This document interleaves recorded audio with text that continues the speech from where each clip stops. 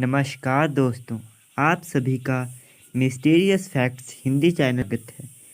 आज हम आपको बताने वाले हैं कि भगवान त्रिदेव की उत्पत्ति कैसे हुई थी। कौन है भगवान शिव और ब्रह्मा जी विष्णु जी के पिता। कहते हैं देवताओं में त्रिदेव का सबसे अलग स्थान है। इसमें ब्रह्मा को सृष्टि का रचयिता, भगवान विष्णु को संरक्षक और भगवान शिव को विनाशक कहा जाता है। ऐसे में कई लोग सोचते हैं कि त्रिदेव की उत्पत्ति कैसे हुई होगी। तो मैं आपको एक प्रसंग बताने जा रहा हूँ जिसे सुनकर आप समझ जाएंगे कि कैसे हुई थी त्रिदेव की उत्पत्ति। प्रसंग। भगवान शिव ने एक बार सोचा, अगर मैं विनाशक हूँ तो क्या मैं हर चीज़ का विनाश कर सकता हूँ? क्या मैं ब्रह्मा विष्णु का विनाश भी कर सकता हूँ? क्या उन पर मेरी शक्तियाँ कारगर होंगी? जब भगवान शिव के मन में यह विचार आया तो भगवान विष्णु और ब्रह्मा जी समझ गए कि उनके मन में क्या चल रहा है।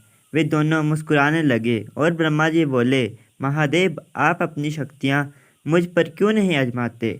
मैं भी यह जानने के लिए उत्सुक हूँ कि आपकी शक्तियाँ मुझ पर कारगर हैं या नहीं।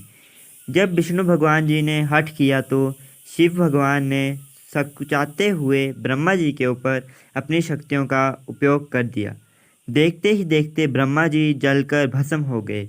जैसे ही शिव जी ने अपनी शक्तियों का प्रयोग किया, ब्रह्मा जी जलकर गायब हो गए और उनकी जगह एक राख का छोटा सा ढेर लग गया। शिव जी चिंतित हो गए कि ये मैंने क्या कर दिया, अब इस विषय का क्या होगा। भगवान विष्णु मुस्कुरा रहे थे। उनकी मुस्कान और भी चौड़ी हो गई जब उन्होंने भगवान शिव को पछताते हुए घुटनों के बल बैठे देखा। शिव जी पछताते हुए उस राख को मुट्ठी में लेने ही वाले थे कि उस राख में से ब्रह्मा जी पुनः प्रकट हो गए। वे बोले, महादेव, मैं कहीं नहीं गया हूँ, मैं यहीं पर हूँ। देखो, आपके विनाश के कारण इस राख की रचना हुई और जहाँ भी रचना होती है वहाँ मैं होता हूँ। इसीलिए आप अपनी शक्तियों से समाप्त मुझे नहीं कर सकते। भगवान विष्णु जी मुस्कुराए और बोले, महादेव, मैं संसार का रक्षक हूँ। मैं भी देखना चाहता हूँ कि क्या मैं आपकी शक्तियों से स्वयं की रक्षा कर सकता हूँ या नहीं। कृपया मुझ पर भी अपनी शक्तियों का प्रयोग करें। जब ब्रह्मा जी ने भी हट किया तो शिव जी ने विष्णु जी को अपनी शक्तियों से भस्म कर दिया। विष्णु जी के स्थान पर अब वहाँ राख का ढेर था, लेकिन उनकी आवाज़ राख के ढेर से अब भी आ रही थी। वह आवाज़ थी, महादेव, मैं अब भी यहीं हूँ, कृपया रुके नहीं। अपनी शक्तियों का प्रयोग इस राख पर भी कीजिए।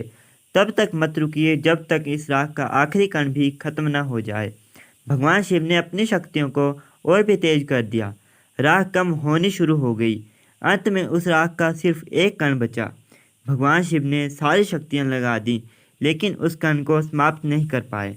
भगवान विष्णु उस कण से पुनः प्रकट हो गए और यह सिद्ध किया कि उन्हें भगवान शिव भी समाप्त नहीं कर सकते। भगवान शिव ने मन ही मन सोचा, मुझे विश्वास हो गया है कि मैं ब्रह्मा और शिव को सीधे समाप्त नहीं कर सकता, लेकिन स्वयं का विनाश कर लूं तो मैं तो यह विनाश की रचना कैसी होगी। अतः ब्रह्मा जी समाप्त हो जाएंगे और अगर रचना ही नहीं रहेगी तो उसकी रक्षा कैसे। अतः विष्णु जी भी नहीं रहेंगे। ब्रह्मा और विष्णु समझ रहे थे कि शिव जी के मन में क्या चल रहा है। वे दोनों मुस्कुराए। भगवान शिव ने स्वयं का विनाश कर लिया और जैसे वे सोच रहे थे वैसा ही हुआ। जैसे ही भगवान शिव जलकर राख में तब्दील हुए, ब्रह्मा और विष्णु भी राख में तब्दील हो गए। कुछ समय के लिए सब कुछ अंधकार में हो गया। वहाँ उन तीनों देवों की राख के सिवाय कुछ भी नहीं था। उसी राख के ढेर से एक आवाज़ आई, मैं ब्रह्मा हूँ, मैं देख सकता हूँ कि यहाँ राख की रचना हुई है और जहाँ रचना होती है वहाँ मैं होता हूँ। इस तरह उस राख से पहले ब्रह्मा जी उत्पन्न हुए, उसके बाद विष्णु जी और शिव जी, क्योंकि जहाँ रचना होती है वहाँ पहले सुरक्षा आती है और फिर विनाश।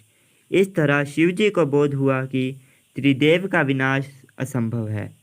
इस घटना की स्मृति के रूप में भगवान शिव ने उस राख को अपने शरीर से लेप लिया, जिसे शिव भस्म भी